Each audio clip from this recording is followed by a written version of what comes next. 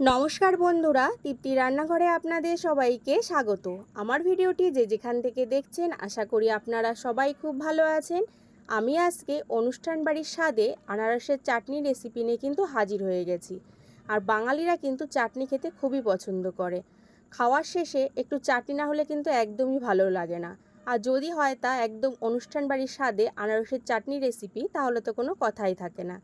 ভিডিওটি স্কিপ না করে পুরো ভিডিওটি দেখার অনুরোধ রইল। চলুন তাহলে এবার ঝটপট তৈরি করে নেওয়া যাক অনুষ্ঠান বাড়ির স্বাদে আনারসের চাটনি রেসিপি। আমি এখানে আনারস নিয়ে নিয়েছি। এবার প্রথমে ভালো করে কিন্তু আমি খোসা ছাড়িয়ে নেব। আনারসটাকে আমি খোসা ছাড়িয়ে দু খণ্ড করে নিয়েছি। আনারসে কিন্তু অনেক চোখ থাকে, চোখগুলো কিন্তু ভালো করে কিন্তু ছাড়িয়ে নিতে হবে। আর এই যে অর্ধেকটা আমি রেখে দিয়েছি, অর্ধেকটা আমি অন্য কাজে ব্যবহার করব। আমি একটা গ্রেটার নিয়ে নিয়েছি। গ্রেটারের সাহায্যে আনারসগুলোকে আমি গ্রেট করে নেব। বড় ছিদ্রটা থেকে করব, ছোটোটা থেকে করব না। আপনারা চাইলে যে কোনো কাটারির সাহায্যে কিন্তু আনারসগুলোকে কুচি করে কেটে নিতে পারেন। আর যে শক্ত অংশটা আছে এটা আমি ফেলে দেব। আর আমি কিন্তু একদম মিহি করে গ্রেট করে নিয়েছি। গ্যাস অন করে কড়াই বসিয়ে দিয়েছি, ভেতরে দিয়ে দেব গ্রেট করা আনারস। যে আনারসটা আমি আগে থেকেই গ্রেট করে রেখেছিলাম, আনারসটা আমার দেওয়া হয়ে গেছে। এবার দিয়ে দেবো এর ভিতরে লবণ।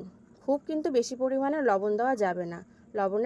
আনারসের পরিমাণটা বুঝেই কিন্তু লবণটা ব্যবহার করতে হবে।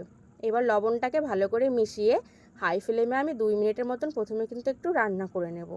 প্রথমে যখন 2 মিনিট হয়ে যাবে, তারপরে কিন্তু গ্যাসের ফ্লেমটাকে একদম লো ফ্লেমে করে দিতে হবে। করে দিয়ে এটাকে ঢেকে আমি সিদ্ধ করে নেব 10 মিনিটের জন্য। কারণ এটা আমি যেহেতু গ্রেট করে নিয়েছি, ঠিক সেই কারণে বেশি সময় এটাকে সিদ্ধ করার প্রয়োজন নেই। ঢেকে দিলাম 10 মিনিটের জন্য। 10 মিনিট হয়ে গেছে।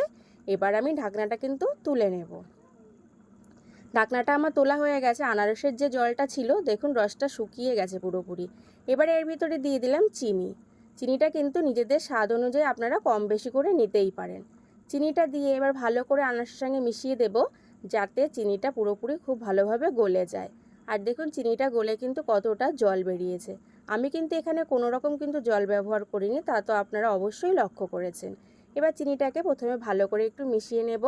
মেশানো হয়ে গেলে এর ভেতরে দিয়ে দেব কিশমিশ আর কাজু বাদাম।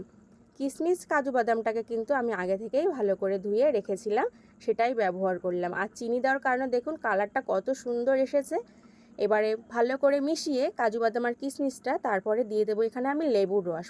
এটা আমি দিয়েছি পাতি লেবুর রস। পাতিলেবুর রসটা দিয়ে আবারও কিন্তু ভালো করে মিশিয়ে দিতে হবে। আর পাতিলেবুর রস না দিলে কিন্তু আনারসের চাটনি খেতে একদমই ভালো লাগে না। অবশ্যই চেষ্টা করবেন পাতিলেবুর রসটা দেওয়ার। আর দিয়ে দিলাম এখানে চেরিগুলোকে আমি একদম ছোট ছোট করে কেটে নিয়েছি। এটা পুরোটাই অপশনাল। আপনাদের যদি পছন্দ হয় আপনারা দিতেও পারেন, পছন্দ না হলে নাও দিতে পারেন। চেরিটা ভালো করে মিশিয়ে নিতে হবে। মেশানো হয়ে গেলে কিন্তু গ্যাসের ফ্লেমটাকে অফ করে দিতে হবে। আর কিন্তু রান্না করা যাবে না, কারণ ঠান্ডা হলে না এটা অনেকটাই কিন্তু আরও গাঢ় হয়ে যাবে। আর আনারসটা এরকম একটু জল জল থাকলে কিন্তু খেতে বেশি ভালো লাগে। পুরোপুরি কিন্তু অনুষ্ঠান বাড়ির স্বাদে আনারসের চাটনি রেসিপিটা কিন্তু তৈরি হয়ে গেছে। আমার ভিডিওটি যদি আপনাদের ভালো লেগে থাকে, অবশ্যই কিন্তু একটি লাইক ও শেয়ার করতে ভুলবেন না। আজকের রেসিপি এই পর্যন্তই। ধন্যবাদ।